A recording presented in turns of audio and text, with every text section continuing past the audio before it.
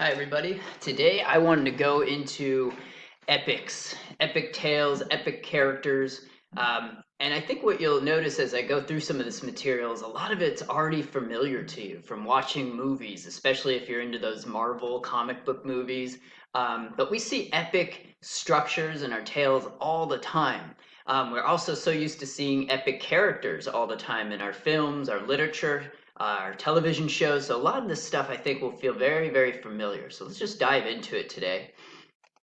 So epics and their elements, the epic hero. I thought it'd be a good idea to kind of divide this, the good side, the bad side, some of the darkness, some of the lighter side of it. So an epic hero, the thing we need to always keep in mind, they're always born into greatness or into a leadership position. These are big personalities. This is never just somebody who's the common person, in the common rabble, you know, everyday person with nothing special. They're often of divine descent. There's something that marks them as separate from the rest, from the herd. And they're always endowed with great strength. They're physically imposing. So we'll see that a lot in our epic tales where back to those Marvel movies, think about all those comic book heroes. They're often very big, they're very muscular. And they're also resourceful, intellectually. They have a lot of power there. They know how to work well under pressure and handle problems. They're just larger than life, and they often have supernatural help.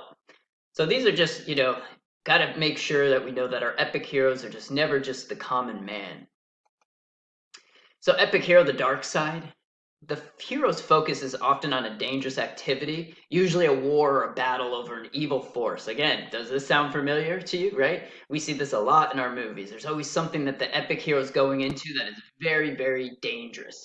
The epic hero also is never modest, right? It's not a quiet person, shy, timid. We're not sure what to make of this person yet, right? There's a lot of excessive pride. They are not afraid to brag, They are great and big and larger than life.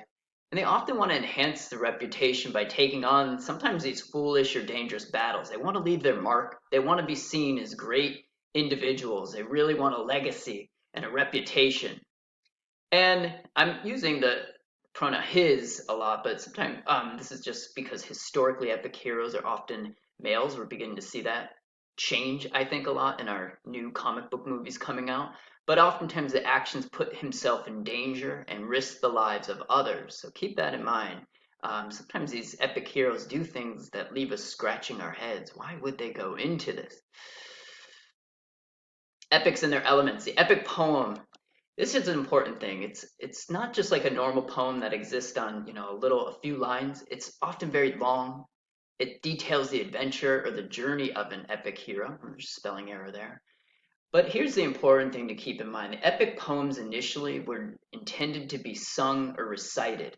So we read these translations when we read an epic tale that's from a long time ago, and we're always reading them, and we're not hearing them orally the way they were intended to be consumed. So, one thing I would tell students is think about if you've ever been at a wedding, how weird it would be if the person giving the speech printed out copies and said, "Here's my speech. Read the speech," instead of listening to me recite it.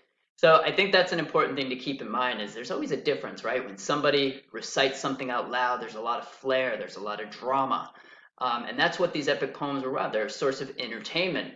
And there was some, I guess, a theatrical element to them that sometimes is lost when we encounter them in a classroom environment where we're just reading. So always keep that in the back of your mind that these were really a source of entertainment and meant to be sung or recited.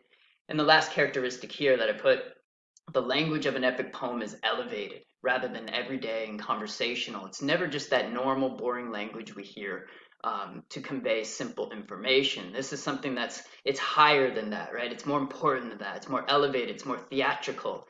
So think about moments where you really, really feel that when we're reading an epic or when you're watching an epic tale next time.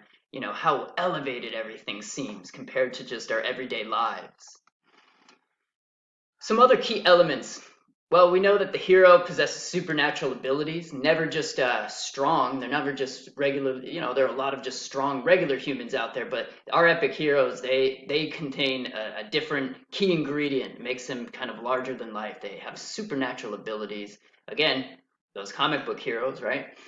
The hero is also charged with a quest that will test his abilities. This is key. The hero always has to enter this quest that's really going to challenge his full capacity intellectually, physically, and it has to be really hard. Along his way, he often meets helpers and companions and mythical creatures during his journey. And oftentimes the travel takes him to a supernatural world. I think that's what's so enjoyable about reading these epics is we're never dealing with just normal life, right? There's always something wild going on. Where, wow, who is this character? What's going on here? I've never seen a character like this be able to do fill in the blank, right? There's always this kind of spice and this sense of adventure. And the last thing I put up here, the hero comes close to defeat, but of course, in the end, he prevails and regains his rightful place. So as you're reading, think about, oh man, there's this tension, right? There's this kind of suspense. Is the hero going to prevail? Will he be defeated? And it's always razor thin. And that's important for us as an audience. Remember back to our last slide when we talked about the entertainment value of these, when they were sung, when they were read out loud. You know, the readers and the tale creators of these epics knew they had to make it really close to defeat to get the excitement in their audience. So, what's going on here? How close will they be to defeat? But of course, in the end, we're relieved, right? So that's just a quick go through some of these epics and their elements, and hopefully this gives you a clear understanding of what we're working with in this unit.